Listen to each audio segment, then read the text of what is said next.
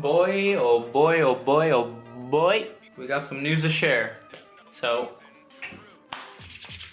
thank you for tuning in, guys. So like I was saying, we're gonna get more updates pushed to you guys, just news, information, anything that I think and that I see that it's kind of cool or that kind of, spikes an interest or could spike an interest in you, I'll go ahead and talk about it. So the first thing that we'll get started off with here that I heard about that I thought was kind of cool was they found a shark in Australia, I believe, that had about 300 teeth. In an incredible finding, scientists have caught the rare frilled shark, which dates back 80 million years to the age of the dinosaurs. According to the researchers, the frilled shark measured 1.5 meters long, and was caught at a depth of 700 meters. Imagine being bit with something that has 300 teeth, right? So they might not all be sharp like we see in the movie Jaws, all the teeth aren't like that, or they might not be like that, but still, 300 teeth or 300 something latching onto you or just being felt on you just gives me the heebie-jeebies. So, dude, the ocean is a scary thing. We only know like 2% of it, and besides that, it's probably one of the scariest places on Earth is the ocean.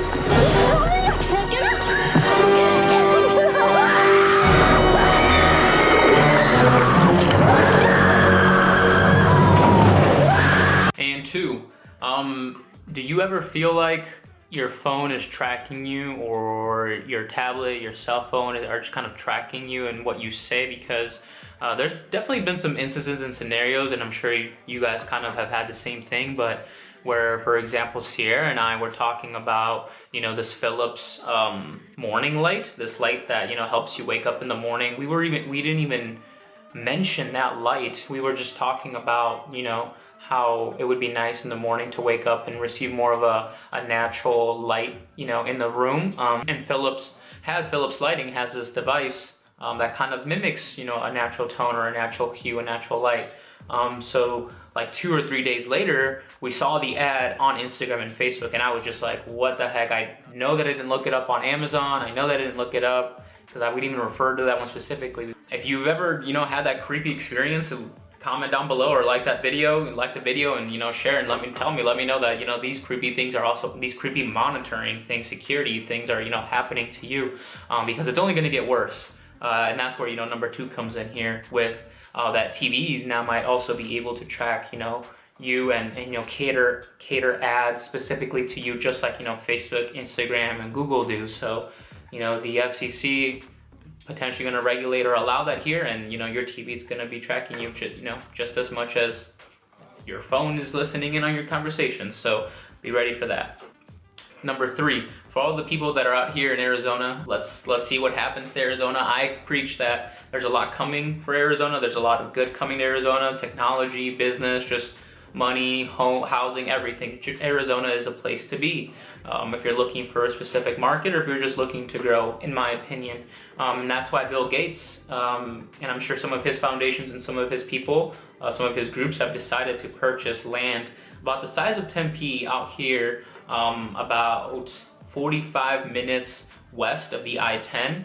A real estate investment firm owned by the computer billionaire recently bought a giant plot of land in the far West Valley for $80 million. So it's going to be a very small plot of land, well, not very small, but a plot of land about the size of Tempe, where it's going to be a smart city where you'll be able to find everything and anything that you would need. Arizona is on the come up. Bill Gates sees something here, his people see something here. They want to use this land as a place to develop and keep that keep technology at the forefront and keep it and take it to the next level. So I'm sure that there's a lot of pros and cons to him building this city out here, but only time will tell to see what really happens from it. So, and I know that he also just donated another 50 to, and I heard ranges of up to 100 million to fight Alzheimer's disease.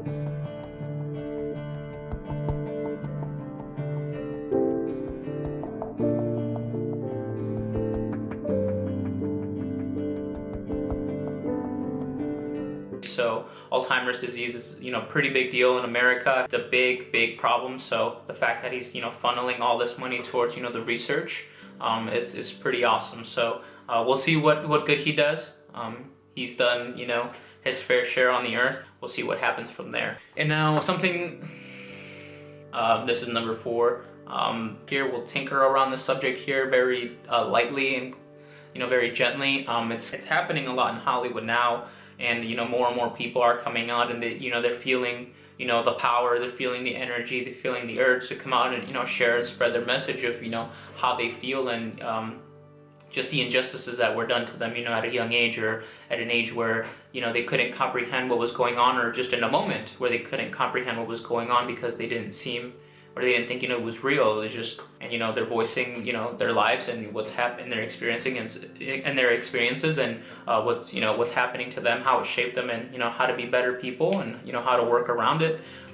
Like I said, we'll tinker around this subject here very lightly, but kind of we're into what the scene in the 80s when it came to the Brat Pack. For those of you who don't know who the Brat Pack are, it consists of a couple of main members, but they're just, you know, kids back then that, you know, were a part of it, or hung out with the people in the Brat Pack, or had some sort of affiliation to the Brat Pack. And some of those people, just to name them off, by the way, they got their inspiration from the traditional original Rat Pack, you know, Frank Sinatra, Dean Martin, Sammy Davis Jr., sorry. That's the original Rat Pack. Then you have the Brat Pack, which, you know, teenagers in the 80s, like Robert Downey Jr., Emilio Estevez, Corey Haim, sorry if I mispronounced that.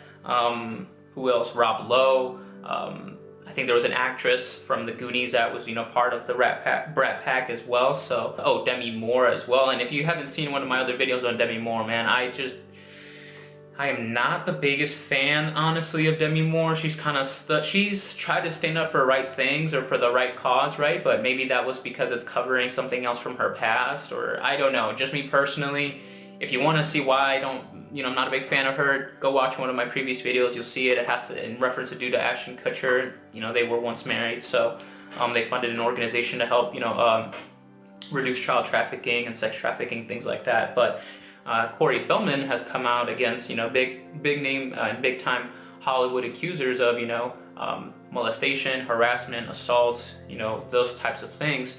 110% respect to him.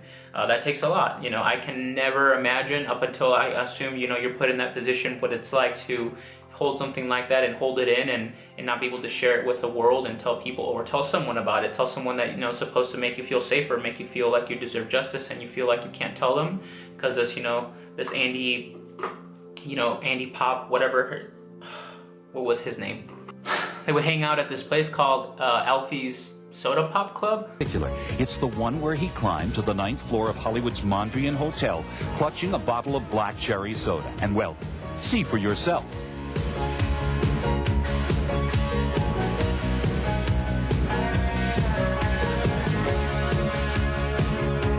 Randy Miller. He'll do just about anything to convince you his soda is the drink you'll fall for.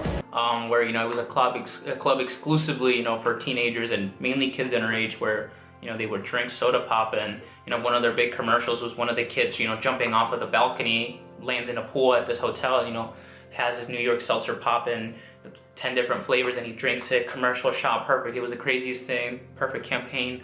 Blew up the soda pops and blew up the club and its exclusivity. And you had all these kids in Hollywood that, you know, were friends and they hung out with each other. They're going to this exclusive Hollywood, you know, producer, executives, you know, parties, you know, that were geared towards underage kids.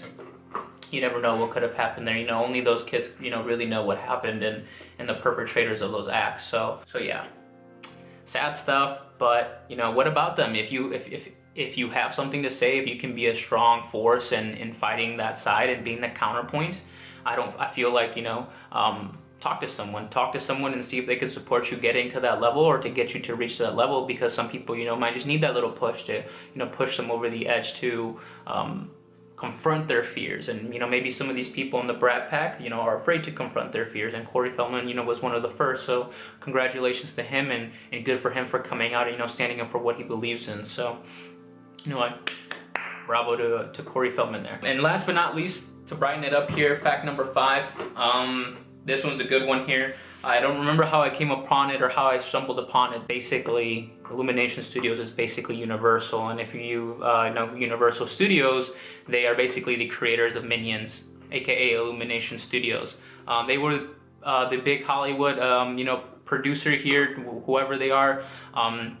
studio basically that won the rights to make a Super Mario Brothers movie with Nintendo. So yeah, for all of you Nintendo fans and Super Mario Bros. Fans out there, we got a movie coming by the creators of Minions. So we'll see what happens. You might, start seeing some Mario and Luigi stuff at Universal Studios, Orlando and Hollywood, and you might see more of Nintendo, going down that funnel, which would be awesome because Nintendo doesn't really have, big time Hollywood movies, and that would be a good way to get people back into that market and back into that flow, is to have the creator of Minions and basically Despicable Me come out and create a movie for you and in partnership with you. Imagine what could happen in the audiences you can reach. So that'll be super exciting here. I'll definitely watch that because the live action one, yeah, we know what happened there. So if Illumination Studios and Universal can make a Nintendo Super Mario Bros. Movie, I'm all in for it. I'll pay $10 to pay to watch that movie. So and last but not least here, I'll leave a little bit of a tidbit for you guys here. I don't know if you guys remember Nickelodeon. Yeah, Nickelodeon. They have this company, Paramount Pictures. It's just a branch off of Nickelodeon and Viacom, I believe. For those of you who remember,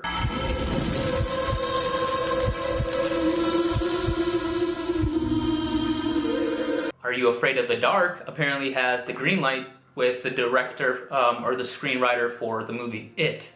So get ready for that. I had to come back too, sorry.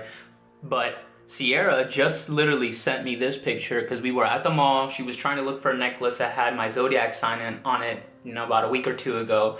And literally Instagram just sent her this post. And it's literally the creepiest thing ever because they're listening. Look at that. Look at that. You can't tell me they're not listening. They are listening. I said, throw the phone in the trash. Get out. Oh yeah, one last thing. PPS, PSPS. Did you guys hear what's going on with Get Out? Dude, if I was Jordan Peele, I would be so...